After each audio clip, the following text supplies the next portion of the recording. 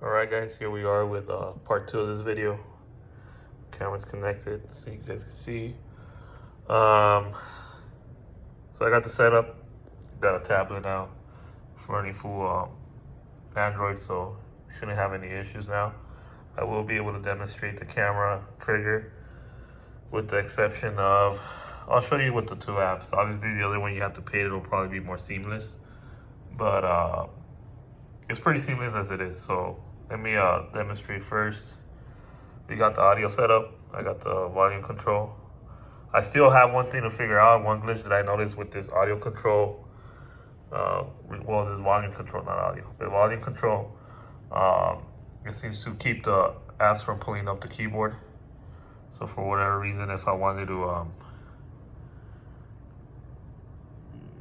let's see, let's try that again. If I wanted to bring up the keyboard, it won't bring it up. So I'm sure I could figure it out. I know there's a way to force the keyboard to be out, but I haven't done it yet. I just got this tablet earlier today, so I had ordered it. It just finally got here. But I wanted to just test out the whole setup, kind of demonstrate how this setup would work for me, and kind of mention some ways it could work for you.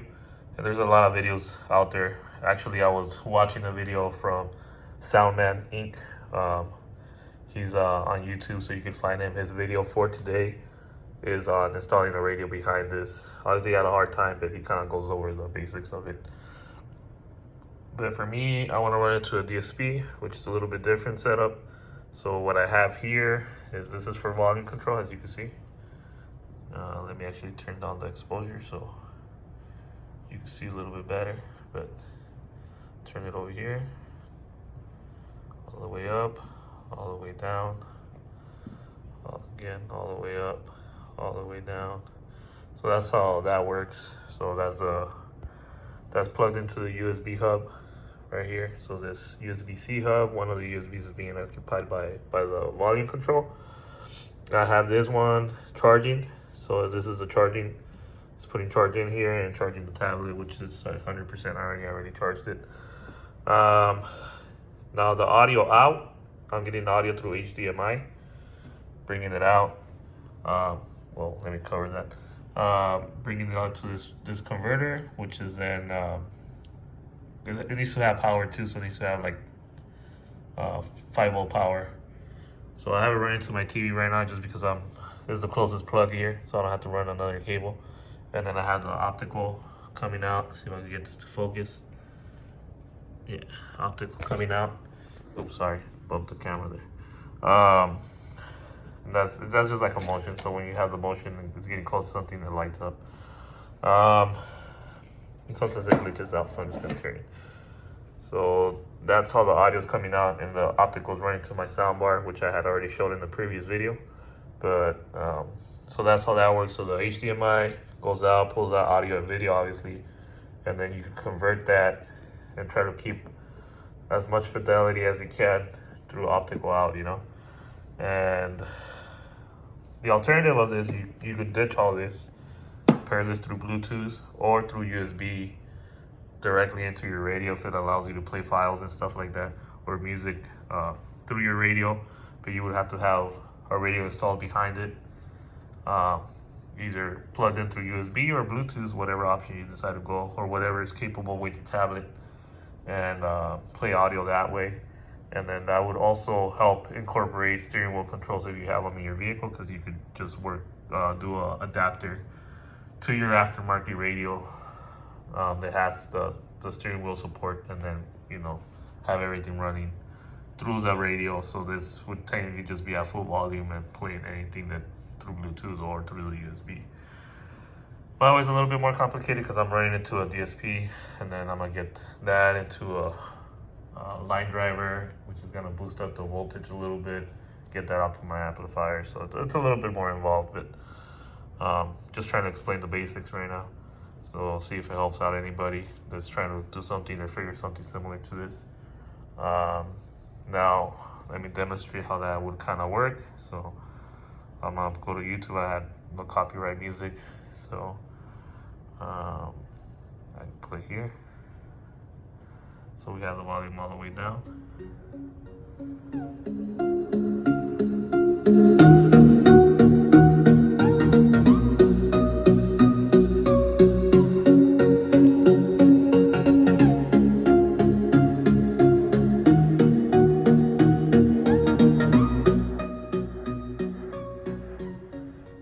you really wanted to turn it down fast, you could. See, like that. It also has push functions. So if you push it, it mutes it. And then also if you push down and turn, it goes to the next song. Or you turn back to the previous song.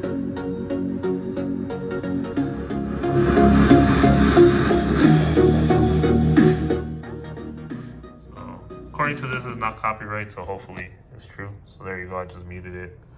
I'm gonna pause this, get it out of here for now.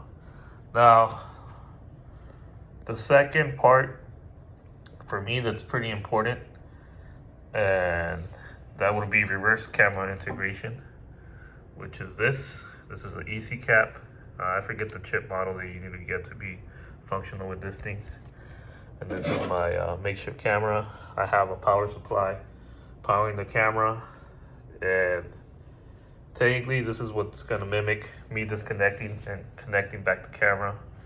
So what I'm gonna do is I'm gonna unplug this right now. You won't see it because it's gonna be off camera. I don't know if I'll be able to get it on the same shot and using one hand. So it's gonna be a little complicated, but let me see, wide angle, there you go.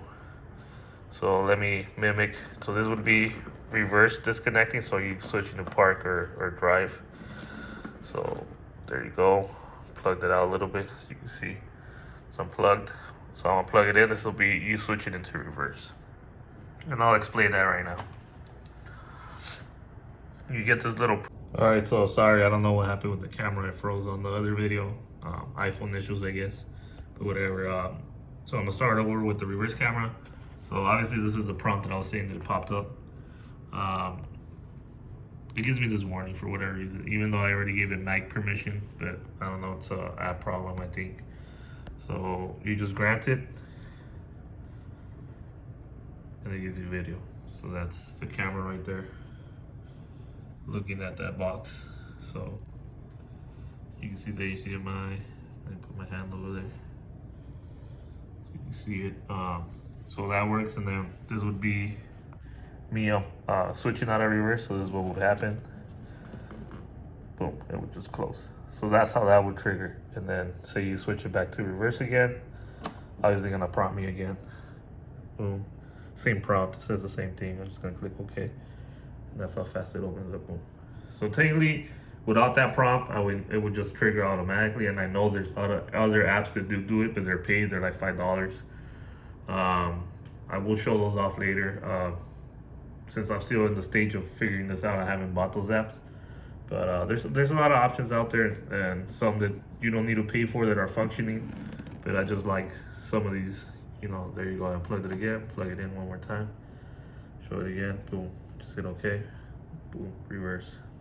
So I mean, it's a little delay, obviously, because of the confirmation notice that you get there. I mean, it works pretty much. So that's how that would work. So the way I would make it work is you need a trigger. Obviously, this would be your reverse trigger, and it usually travels like in the regular radio. You would run this, and then you would have, say, you have a Pioneer. You need to plug this into the purple, which would be your reverse trigger. What you can do is tap this to your reverse, along with your power and your ground for your reverse light, and then you could run this, buy a USB-A to USB female to male adapter. That way you could plug this into that adapter, and then cut that, splice out the power, and plug this into the power. So you would splice out the power. You will no longer use the cable running from here to there. You would splice that out. You would plug this in to give it power. So technically what that would do is get power to the USB. So technically whenever you switch out of reverse, you're technically unplugging it because you're not getting power to it. So when you switch out of reverse, it'll turn off. When you switch into reverse, it'll get 12 volts, and then it'll tell it to turn on. And you should be good to go. In essence, that's what that function would do. So yeah, I mean, it seems a little complicated. but it's not that hard. Obviously, the signal needs to come from your reverse, so you're still gonna have to do that wiring if you don't have it. For me, since I already have it, I'll just need to do the tapping from this device to make it get power when I want it, not when it wants, not when it's plugged. Because if you don't do that little trigger, you won't get this function. So that's why you still have a trigger wire to this, so it knows when to go into reverse.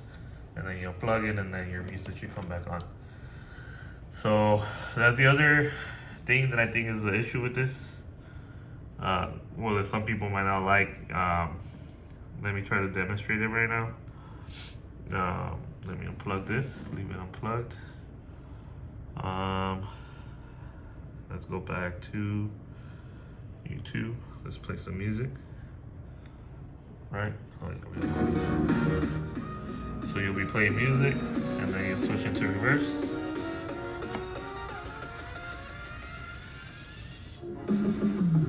Oh, and actually, it kept playing even better, so that shouldn't be an issue. Hopefully it won't, where it cuts off audio. I mean, that's just with YouTube, which does have picture-in-picture. So I don't know if I'm trying it with another audio app. What else can I try? Let me get this installed really quick while I talk a little bit more. Let's see. Oh, that's right. So that's the issue. You see all the keyboards not coming up. So I'm gonna unplug. Actually, I just need to unplug this. So I unplug this, and there it is. Keyboard pops up. So I need to figure that out too. So there's a little issues here and there.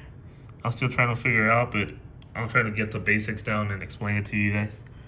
So let's go to YouTube Music, which is an app that I have. So I'm gonna try it with like another audio app and see if that cuts off. But yeah, so in essence, that's the I know it's getting to over 10-minute video already, but in essence, that's pretty much the basics of what I have right now. So I will try to get a 12-volt trigger from here to there to give this 12 volts. I might actually run it through a reducer to give, because I think this only needs 5 volts to power on. So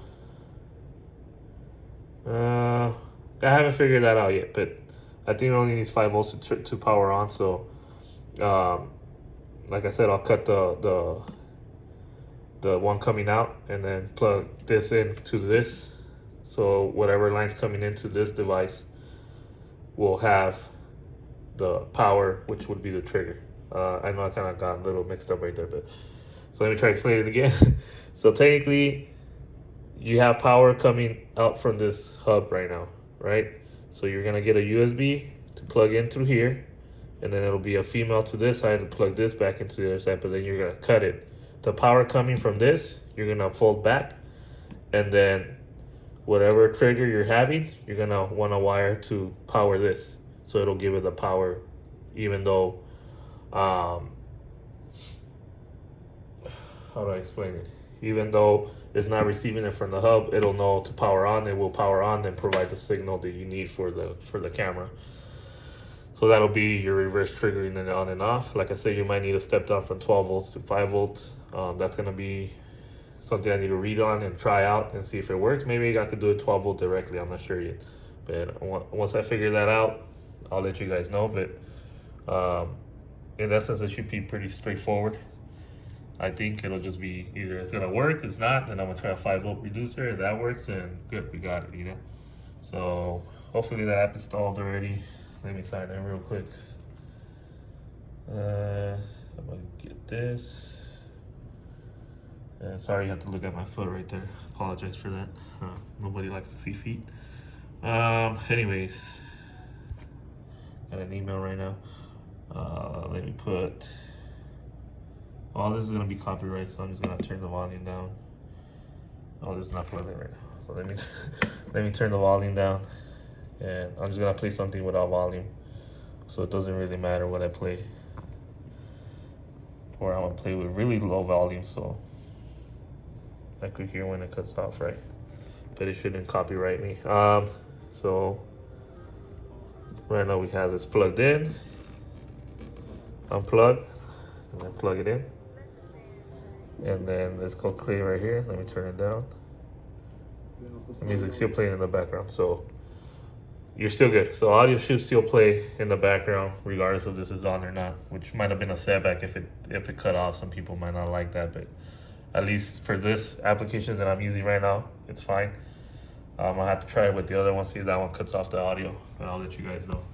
But yeah, pretty much that's kind of my setup. Basically, what I want to put in there is very basic. That's not basically. So I wanted to say is very basic explanation of what it's gonna be or what it needs to look like to kind of get everything functioning. But it's possible. You can do it. It's just, so okay. And now that just reminded me of the third and final item. So let me unplug this so you guys can see it again. So if you cut off the power to reverse, that cuts off, goes back to whatever you were doing.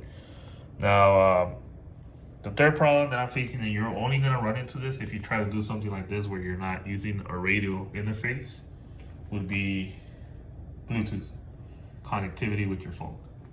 Obviously, you want to receive calls and stuff like that through Bluetooth. If you have a Samsung, there's a way you can link your phone with your tablet. I do not have a Samsung. I have a Pixel and an iPhone. Neither one of those let me link with this. So if you do have a Samsung, it's a viable option for you to just link the phone and receive your calls through your tablet and handle that with that Bluetooth and see how that works with a mic, see if it picks up your voice or stuff. I'm not gonna be able to experiment with that, but the alternative for me would be using Google Voice. So what I plan to do is try to get my number ported to use the same number on Google Voice, and maybe I could call people back using the same number. Or if I can, then if it's an important call, then I'll just call them back from the Google Voice number, whatever number it assigns me, and then I mean, just explain it to them. If it's an important call, I need to take it while calling back, But I haven't figured that out, and it's only an issue if you don't have a radio. If you have a radio, obviously you want to get a radio with 2 Bluetooth connections, so you could have your audio connection through your tablet, and you would also want to have your audio connection, your phone connection, so you could have 2 phones. So there are radios out there with 2 connections available. One usually just for calling, and one will be used for audio. So I would use the calling for your phone, that way you still could answer calls and everything through Bluetooth. And then you would use this for your audio and anything you want to play. So that would be easily solved with a head unit behind it. Like I said, I'm not gonna go that route for now. I might do it in the future. I don't know, I gotta try it out and see how I like this and maybe figure out, another alternative to that. But for now, I just wanted to kind of make this video explaining the basic functions of what I'm trying to pull off here once I put this in the dash, and how it's supposed to kind of flow out audio, and then also explain the reverse camera, which is something that a lot of people tend to ask. There's not a lot of information out there about what apps to use. Oh yeah, that one's forgot to mention. This is the app I'm using right now. Obviously not that, it has that little message that I don't like, but there's other options out there. Let's see, sorry about the camera there. But if you go to search, UVC camera is what you kind of look for. Let me try to focus that. iPhone's sucking to the focusing. This is the USB camera. They have the unpaid version and the paid version. I don't know where the paid version is. I don't really want to advertise for that, but this is a camera that has a paid version that seems to work pretty flawlessly without any warnings. It just comes in and out from what I've tried, but it just doesn't disconnect without it being the paid version. So when I disconnect this, it has an option for you to switch back to what you were doing, but that's only available in the paid version. So I haven't paid for it yet. I'm gonna try it out, and then I'll give you guys an update on how it functions. If I don't like it, I'll just get refunded. But I'll let you guys know how that goes. And for now, that's it. All right, guys.